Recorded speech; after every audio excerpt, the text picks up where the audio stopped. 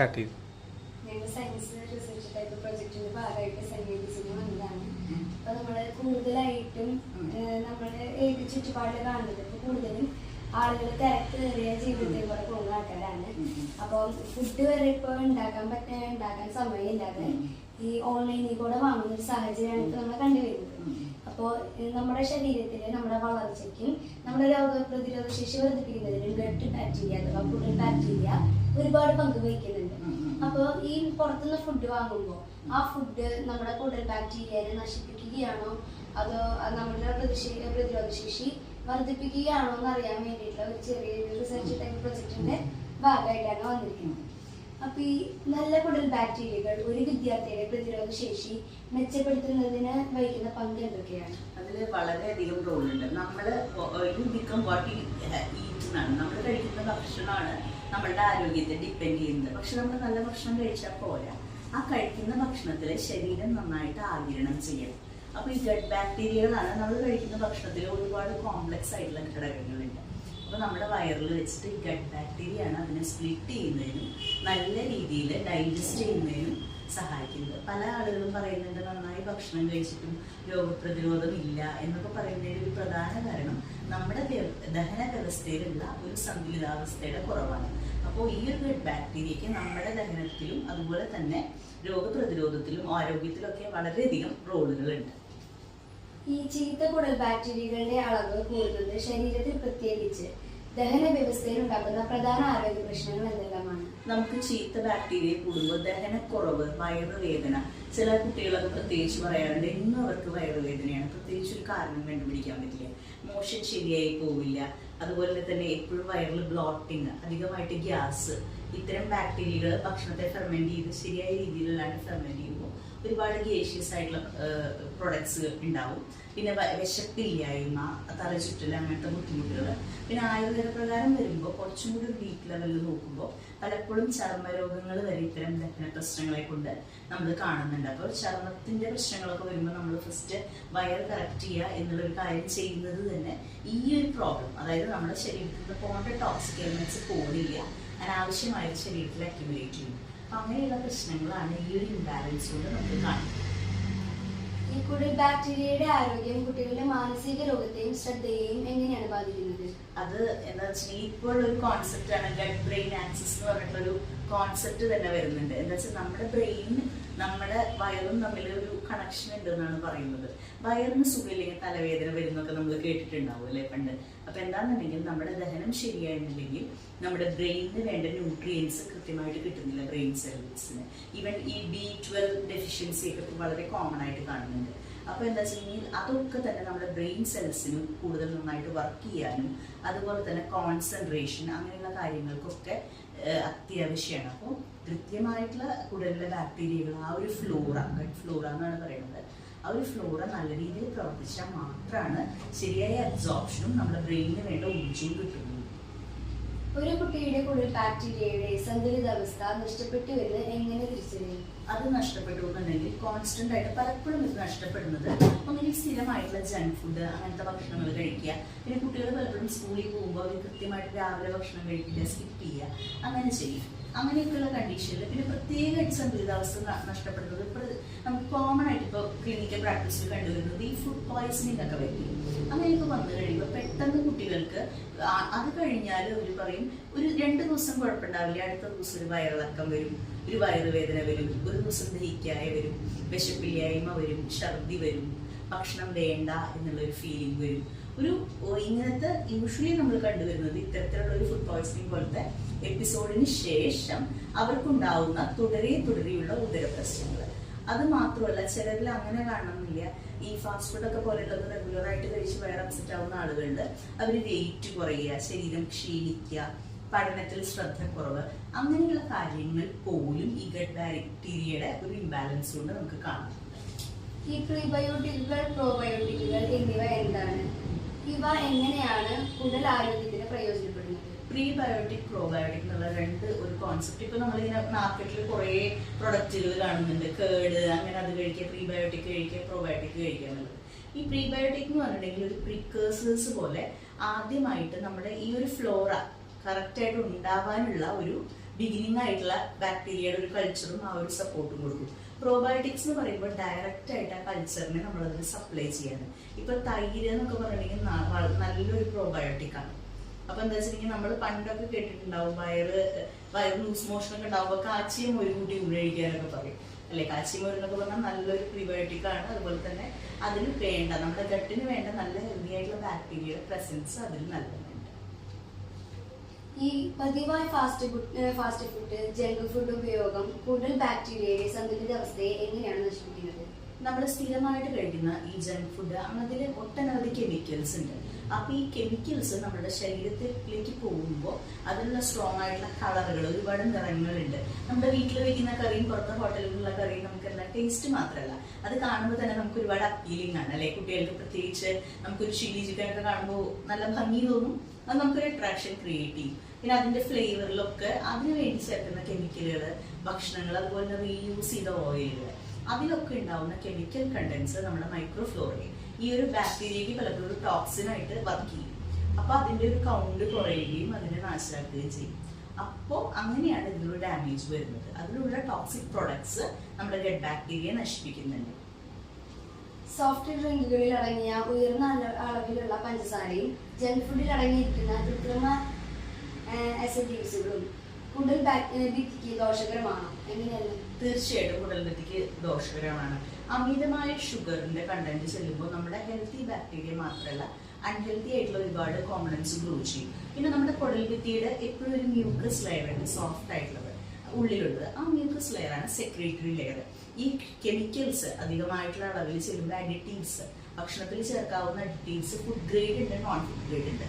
Food grade എപ്പോഴും നമ്മുടെ government അംഗീകരിച്ചിട്ടുള്ളത് എന്താണെന്നുണ്ടെങ്കിൽ നമ്മുടെ ഇതിന്റെ pH നെ ഡാമേജ് ചെയ്യാത്ത രീതിയിലുള്ള പ്രൊഡക്ട്സ് ആണ് അംഗീകരിച്ചിട്ടുള്ളത്.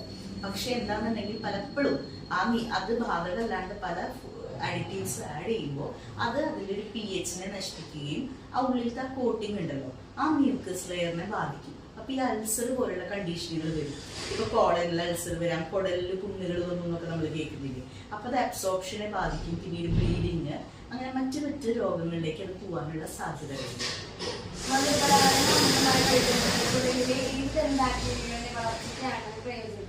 നമ്മുടെ കുടലിലുള്ള ഹെൽത്തി ആയിട്ടുള്ള ബാക്ടീരിയകൾ ഉണ്ടല്ലോ, ബാസിലെ അങ്ങനെയുള്ള ബാക്ടീരിയകളല്ലാതെ അൺഹെൽത്തി ആയിട്ടുള്ള കുറേ ടൈപ്പ് ബാക്ടീരിയകളുണ്ട്, കോളിഫോംസ്, അതൊക്കെ കുറച്ച് സ്റ്റൂളിലുണ്ടാവും.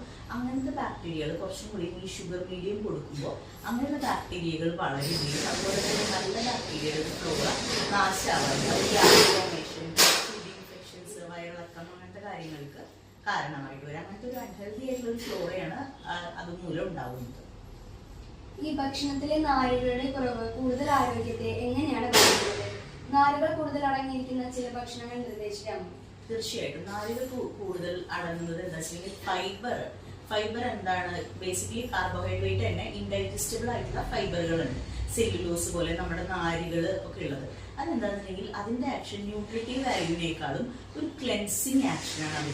പക്ഷേ ഈ നാരുകൾ അടങ്ങിയ ഭക്ഷണമാണ് നമ്മുടെ കുടലിനെ നന്നായിട്ട് നമ്മൾ അടിച്ചുവരി പോവില്ലേ, അങ്ങനെ അതിനെ നന്നായിട്ട് ക്ലീൻ ചെയ്തു പോകും. അതുപോലെ തന്നെ സ്റ്റൂൾ ബൾക്ക്, അതായത് കോൺസ്റ്റിപ്പേഷൻ, മലബന്ധം തടയാനും നല്ല രീതിയിൽ വയർ ക്ലീൻ ആവാനും പോകും. ഇനി ഫൈബേഴ്സിന് എപ്പോഴും തന്നെ ഒരു വെള്ളം ഹോൾഡ് ചെയ്യുന്ന ഒരു പ്രോപ്പർട്ടി ഉണ്ട്. അപ്പൊ അതുകൊണ്ട് തന്നെ നമ്മുടെ മോഷൻ പോകുമ്പോൾ കൃത്യമായിട്ട് മോഷൻ സ്മൂത്തായിട്ട് പോകുന്നതിനും മലബന്ധം ഇല്ലാതിരിക്കാനും ക്ലെൻസിങ്ങും. പിന്നെ ഈ നമ്മുടെ ഈ ഗട്ടിലെ നല്ല ബാക്ടീരിയകളുടെ കാര്യം പറഞ്ഞല്ലോ, അങ്ങനത്തെ ചില ബാക്ടീരിയകൾക്ക് ഈ ഒരു ചില ഫൈബറിന്റെ ഡീകമ്പോസ് ചെയ്യാനുള്ള പ്രോപ്പർട്ടീസ് ഉണ്ട്. അപ്പൊ ഈ നല്ല ഗട്ട് ചിലർ പറയും ഫൈബർ അധികം കഴിച്ചാൽ അവർക്ക് ഗ്യാസ് വരുന്നൊക്കെ പറയാറുണ്ട്. അതെന്താ വെച്ചിട്ടുണ്ടെങ്കിൽ അതും നമ്മുടെ നല്ല ഗട്ട് ബാക്ടീരിയ ഇല്ലെങ്കിൽ ഈ ഫൈബറിനെ ശരിയായി ഡീകമ്പോസ് ചെയ്യാതെ ബ്ലോട്ടിംഗ് ഒക്കെ വരും. അല്ലാത്ത രീതിയിൽ ഫൈബർ കഴിക്കുന്നത് എപ്പോഴും ഒരു മലബന്ധം ഇല്ലാതിരിക്കാനും നമ്മുടെ കുടലിനെ ശരിയായിട്ട് ക്ലീൻ ചെയ്യാനും വേണ്ടിയിട്ടാണ്. ഫൈബർ അടങ്ങിയ ഭക്ഷണങ്ങൾ എല്ലാവിധ ഇലക്കറികൾ, പിന്നെ ഉണ്ണിപ്പിണ്ടി, അതൊക്കെ നല്ല വാഴക്കൂമ്പ്, അങ്ങനെയുള്ള കറികൾ, ഇലക്കറികൾ എല്ലാം തന്നെ, തോരനുകൾ, ബീട്രൂട്ട്, അങ്ങനെ എല്ലാം തന്നെ ഫൈബറുകളുണ്ട്. പിന്നെ നമ്മൾ എപ്പോഴും ഫ്രൂട്ട്സ് കഴിക്കുമ്പോൾ പച്ചക്കറി നമ്മൾ പ്രത്യേകമായിട്ട് ഫൈബർ കിട്ടണമെന്നുണ്ടെങ്കിൽ ജ്യൂസുകൾ കഴിച്ച് അത് മിക്സിയിൽ അടിക്കാതെ ഉപയോഗിക്കുക. എന്താണെന്നുണ്ടെങ്കിൽ ആ ഫ്രൂട്ട് അങ്ങനെ കടിച്ച് കഴിക്കുമ്പോൾ അതിലത്തെ ഫൈബർ നഷ്ടമാകുന്നില്ല. നമ്മൾ ജ്യൂസുകളായിട്ട് കഴിക്കുമ്പോൾ ആ ഫൈബർ മുഴുവൻ അടിച്ച് നാശമായി പോവുകയാണ്. അപ്പൊ കഴിവതും ഫ്രൂട്ട്സ് കഴിക്കുക, ഇങ്ങനത്തെ ഇലക്കറികൾ, പച്ചക്കറികളിലെല്ലാം തന്നെ നല്ല അളവിൽ ഫൈബർ അടങ്ങിയിട്ടുണ്ട്.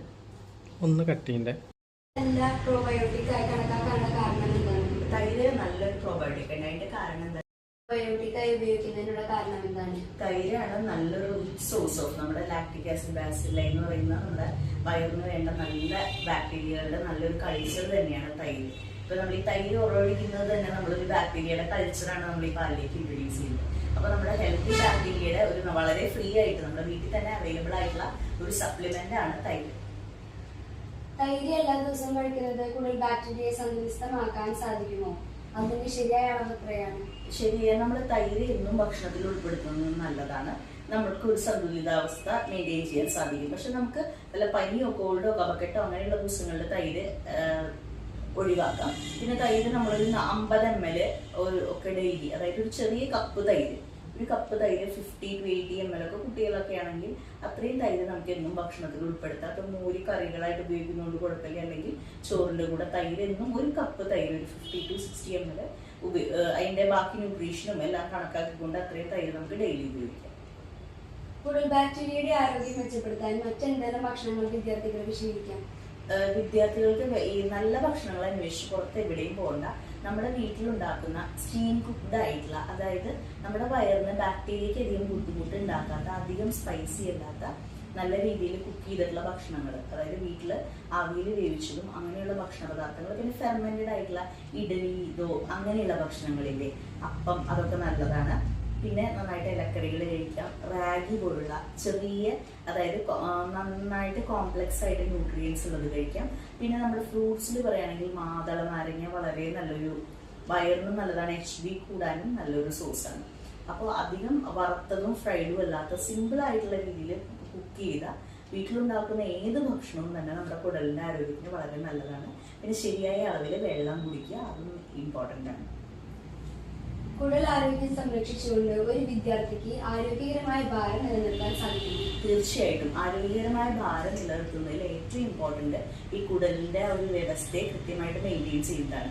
ചില കുടലിൻ്റെ രോഗങ്ങളിൽ പുണ്ണുപോലെയൊക്കെ വരുന്ന ക്രോൺസ് പോലുള്ള അസുഖങ്ങളിലൊക്കെ ഏറ്റവും അധികം ഉണ്ടാകുന്ന പ്രശ്നം എന്താണെന്നുണ്ടെങ്കിൽ ഭാരം കുറഞ്ഞു പോവുക, വല്ലാണ്ട് ബോഡി വെയിറ്റ് മെലിയും. പിന്നെ വയറിൻ്റെ പ്രശ്നം മാറുമ്പോഴാണ് കറക്റ്റ് ചെയ്യുക. അപ്പോൾ നമ്മുടെ ഹെൽത്തി വെയിറ്റ് മെയിൻറ്റെയിൻ ചെയ്യാനും ബ്രെയിനിൻ്റെ ആ ഒരു സന്തുലിതാവസ്ഥയ്ക്ക് നമ്മുടെ കുടലിൻ്റെ ആരോഗ്യം മെയിൻറ്റെയിൻ ചെയ്യുന്നത് വളരെ അത്യാവശ്യമാണ്. അപ്പോൾ അതിന് വേണ്ട ജങ്ക് ഫുഡുകൾ, അങ്ങനത്തെ വറുത്തത്, അങ്ങനത്തെ ഭക്ഷണ പദാർത്ഥങ്ങൾ കുറയ്ക്കുക. പിന്നെ അതിലൊരു ഏറ്റവും ഇമ്പോർട്ടൻ്റ് ആയിട്ടുള്ള ഒരു പിക്കിൾസ്, അധികമായ വിനഗിരി അങ്ങനെയൊക്കെ ചേർത്തിട്ടുള്ള അച്ചാറുകളൊക്കെ ഉപയോഗിക്കുന്നതൊക്കെ നമ്മുടെ ഈ കുടലിൻ്റെ ആ ഒരു മ്യൂക്കസ് ലെയറിനെ ഡാമേജ് ചെയ്യാനായിട്ട് കാരണമാവുന്നുണ്ട്. അപ്പോൾ ഹെൽത്തി ആയിട്ടുള്ള ഭക്ഷണം കഴിച്ച് നല്ല രീതിയിൽ പോയാൽ മാത്രമാണ് കുട്ടികൾക്ക്, ഒരു വിദ്യാർത്ഥിക്ക് ഹെൽത്തി വെയിറ്റ് മെയിൻറ്റെയിൻ ചെയ്യാനും അതുപോലെ തന്നെ പഠനത്തിൽ നന്നായിട്ട് ശ്രദ്ധിക്കാനും ഫോക്കസ് ചെയ്യാനും സാധിക്കും. കുട്ടികളിൽ ഭക്ഷണത്തോടുള്ള ആസക്തി, പ്രത്യേകിച്ച് മധുരത്തോടുള്ള ആസക്തി നിയന്ത്രിക്കാൻ കൂടുതൽ ബാക്ടീരിയകളെ എങ്ങനെ ഉപയോഗിക്കും? നല്ല ഒരു ദഹനശക്തി എന്താണെന്നുണ്ടെങ്കിൽ പലപ്പോഴും ഭക്ഷണം കഴിക്കുമ്പോൾ നമുക്ക് കിട്ടുന്നത് വയറു നിറയുന്നതിനൊപ്പം തന്നെ മനസ്സിനൊരു സംതൃപ്തിയും കിട്ടുന്നുണ്ട്, അല്ലെ? നമ്മുടെ മനസ്സിന് ശരീരം ഒരു അതിനെന്താ വെച്ചിട്ടുണ്ടെങ്കിൽ പലപ്പോഴും നമ്മൾ മധുരം ക്രേവ് ചെയ്യുമ്പോൾ നമ്മളൊരു ഡോപ്പമിൻ നമ്മുടെ ശരീരത്തിൽ ഒരു ഹാപ്പിനെസ് ഹോർമോൺസ് നമ്മൾ മധുരം കഴിക്കുമ്പോഴും ഒരു ഫുൾനെസ് വരുമ്പോഴും ഉണ്ടാവുന്നുണ്ട്. നല്ലൊരു സദ്യ കഴിച്ച് നമുക്ക് എപ്പോഴും മനസ്സിലൊരു സന്തോഷം ഉണ്ടാവില്ലേ? അതുപോലെ തന്നെ ഇങ്ങനത്തെ ഹെൽത്തി ആയിട്ടുള്ള അപ്പം എന്താണെന്നുണ്ടെങ്കിൽ നമ്മൾ പലപ്പോഴും എന്താണെന്നുണ്ടെങ്കിൽ ഒരു മധുരം ശരീരം ക്രേവ് ചെയ്യുന്നത് നമ്മുടെ ശരീരത്തിൽ സഫീഷ്യൻ്റ് ആയിട്ടുള്ളൊരു ഭക്ഷണം ഇല്ലാതെ വേണ്ട ന്യൂട്രിയൻസ് മീറ്റ് ചെയ്യാണ്ടിരിക്കുമ്പോൾ നമ്മുടെ ബോഡിക്ക് ഒരു ഹാപ്പി അല്ല. അപ്പോൾ ശരീരം നമുക്ക് സന്തോഷം കിട്ടുന്ന എന്തെങ്കിലും ഒരു സാധനം, അപ്പോൾ നമ്മൾ നോക്കുമ്പോൾ ഏറ്റവും എളുപ്പമുള്ളത് ഒരു ചോക്ലേറ്റ് അല്ലെങ്കിൽ പഞ്ചസാര അങ്ങനത്തെ സാധനങ്ങളാണ്. അത് കഴിക്കാതെ ഹെൽത്തി ആയി നമ്മുടെ ഫില്ലിംഗ് ആയിട്ട് ഭക്ഷണം കഴിക്കുക. ഫില്ലിംഗ് ആയിട്ട് ഭക്ഷണം കഴിക്കണമെങ്കിൽ നമ്മളൊരു ഹെൽത്തി പ്ലേറ്റ് നോക്കണം. ഹെൽത്തി പ്ലേറ്റ് എന്ന് പറഞ്ഞിട്ടുണ്ടെങ്കിൽ ഒരു പ്ലേറ്റിന്റെ പകുതി ഭാഗം കാർബോഹൈഡ്രേറ്റ് കഴിക്കുക, പിന്നത്തെ ഹാഫ് ഉണ്ടല്ലോ 3 ഭാഗമായിട്ട് ഡിവൈഡ് ചെയ്താൽ നെക്സ്റ്റിന്റെ പകുതി ഭാഗം പ്രോട്ടീൻ കഴിക്കണം. പയറ് മുളപ്പിച്ചതോ എഗ്ഗോ ഫിഷോ അങ്ങനെ നല്ല ഫില്ലിംഗ് ആയിട്ടുള്ള പ്രോട്ടീൻ റിച്ച് ആയിട്ടുള്ള ഭക്ഷണങ്ങൾ കഴിക്കണം. പിന്നെ ഇലക്കറികൾ, ഫൈബർ, മൈക്രോ ന്യൂട്രിയൻസ്, വൈറ്റമിൻസ് കിട്ടാൻ വേണ്ടിയിട്ട്. പലപ്പോഴും കുട്ടികൾ എന്താ വെച്ചാൽ കാലത്ത് ദോശ കഴിക്കുമ്പോൾ അതിൻ്റെ കൂടെ ചമ്മന്തി ആയിരിക്കും കഴിക്കുക.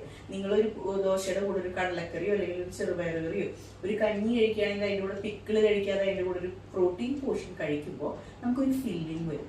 ഫില്ലിംഗ് വരുമ്പോൾ സ്വാഭാവികമായിട്ട് നമ്മുടെ ബ്രെയിനൊരു മെസ്സേജ് കിട്ടുകയാണ്, test fill you are okay. അങ്ങനെ വരുമ്പോൾ നമുക്ക് പലപ്പോഴും മധുരത്തോടുള്ള ക്രേവിംഗ് കുറയ്ക്കാൻ സാധിക്കും. കുട്ടികൾ പലപ്പോഴും സ്കൂളിൽ പോയിട്ട് ശരിയായ രീതിയിൽ ഭക്ഷണം വയറ് നിറച്ച് കഴിക്കാത്തതുകൊണ്ടും ഈ ഒരു പ്രോട്ടീൻ പോർഷൻ മെയിൻറ്റെയിൻ ചെയ്യാത്തത് കൊണ്ടുമാണ് പലപ്പോഴും അവർക്ക് വിശക്കുന്നതും അല്ലെങ്കിൽ എന്തെങ്കിലും സാധനങ്ങൾ വീണ്ടും വീണ്ടും കഴിക്കുന്നതും. പലപ്പോഴും ഊണ് കഴിച്ച കുട്ടികൾ വീട്ടിൽ പോയിട്ടൊരു മധുരം കഴിക്കുന്നത് നമ്മൾ കോമൺ ആയിട്ട് കാണാറുണ്ട്.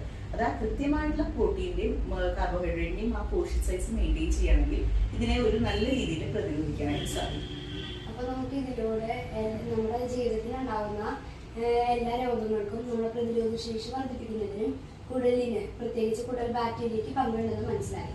അപ്പോൾ ഇത്രയും നേരം ഡോക്ടറിനെ വിലപ്പെട്ട സമയം ഞങ്ങൾക്ക് വേണ്ടി മാറ്റി വെച്ചതിന് ഒരുപാട് താങ്ക്സ്.